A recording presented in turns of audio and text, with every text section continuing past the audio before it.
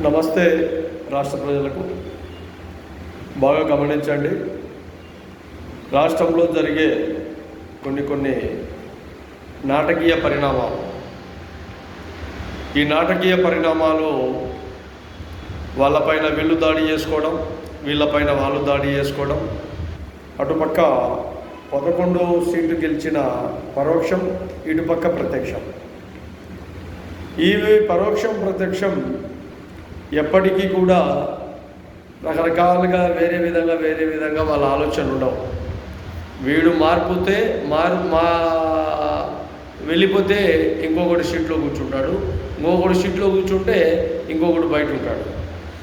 వీళ్ళు ఎక్కడ కొట్లాడుకొని, ఎక్కడ కాల్చుకొని, ఎక్కడ ఆస్తులు నష్టం చేసుకున్నా కూడా మళ్ళీ అదే ప్రభుత్వమే వాళ్ళకు నష్టపరిహారం చెల్లిస్తుంది.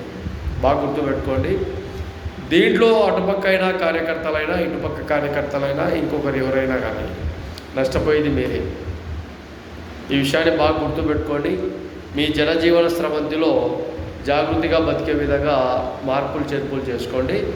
అలాగే ఈరోజు ఎన్నో విధాలుగా ఈ ప్రజలు నష్టపోతున్నారు, నష్టం చేస్తున్నారు అన్న ఆలోచన తీసుకుంటే ఎక్కడ కూడా కార్యకర్తలే పూర్తిగా నష్టపోతారు, కానీ నాయకుడు ఎక్కడ కూడా నష్టపోవడం. ఈ విషయాన్ని కూడా ప్రజలు బాగా గుర్తుపెట్టుకోండి.